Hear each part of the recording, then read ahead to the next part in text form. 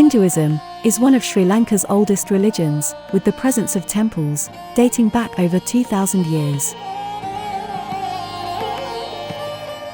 The Pancha Ishwarams, or the five abodes of God Shiva, refer to the five ancient coastal kovils, built in devotion to the supreme being Ishwara, in the form of God Shiva. The kovils are located around the coast of Sri Lanka. While there was a strong Buddhist doctrine followed in ancient times, there soon was to follow the influence of Lord Murugan, a deity who also helped in successful hunting outcomes. With North Indian traditions infusing the island through the influx of indentured Indian labour, the god of war Skanda's belief and attributes soon merged with that of Lord Murugan.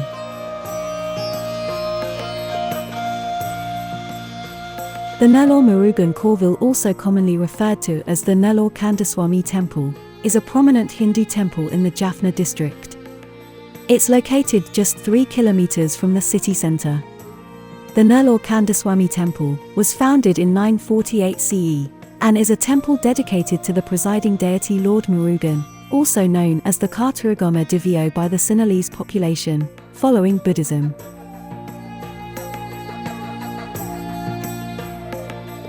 The temple was caught up in political turmoil over its history, and the temple location was moved from time to time. The last structure was razed to the ground by the Portuguese during their occupation of the country. The Nallur Kandaswamy was renovated at different times over the last few centuries through public contributions. In 1964, the Vasantha Mandapam, or Grand Hall, was renovated and adds to the current distinct look of the temple. The 9-story Rajagopuram was unveiled as recently as 2011. This Hindu temple is noted for its punctuality, discipline, and vibrancy during its religious ceremonies. It's here that Sri Lanka's longest holy festival takes place at Nallur in Jaffna.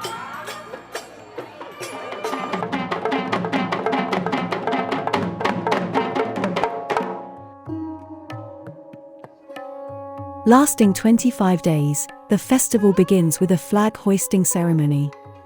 Images of the deities, Murugan, Vali, and Devani, along with images of consorts and religious iconography, are paraded around the temple premises in a spectacular series of ceremonies, lasting almost 4 weeks.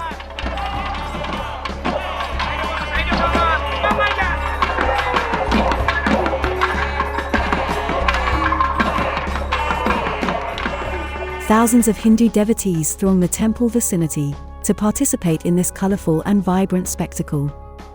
The festival is normally conducted during the months of August and September.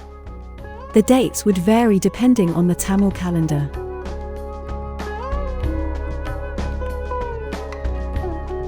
The enforcement of a dress code to enter the temple means that females must dress modestly, with long dresses preferred.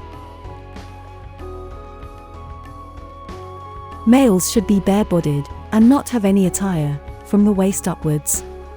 This is a mark of respect towards the deities and temple premises.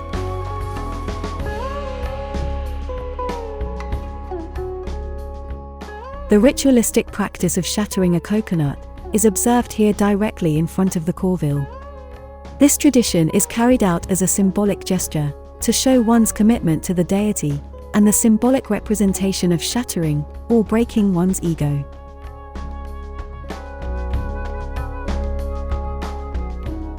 Among the other rituals which are always conducted at Hindu temples, there is another which a devotee may undergo during festival time. The devotee prostrates himself and rolls in an almost continuous motion around the sanctum sanctorum of the temple.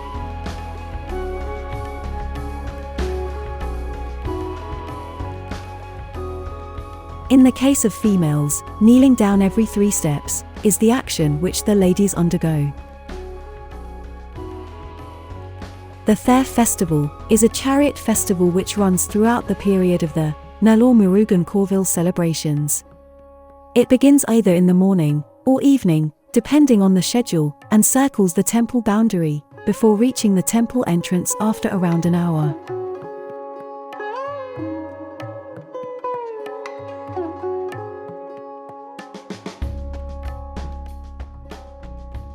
The massive chariot, with imagery of the deities and their consorts, are paraded with the cries of devotees, shouting, Auror Hara. The accompanying sounds of music punctuate the air.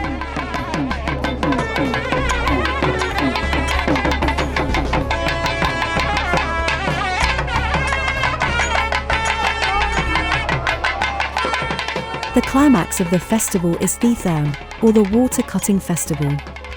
The Thitharm is a symbolic act where the ending, or purging of one's sins, takes place.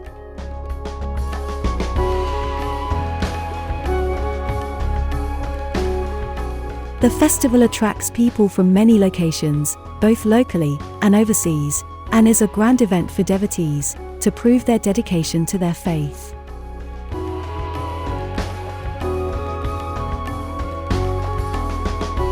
It's a humbling sight to see people of all ages standing shoulder to shoulder, irrespective of social strata, coming together in unison to pull the chariot, lift the platform of deities, chant and sing a song, and pay homage to the deity known as Lord Murugan.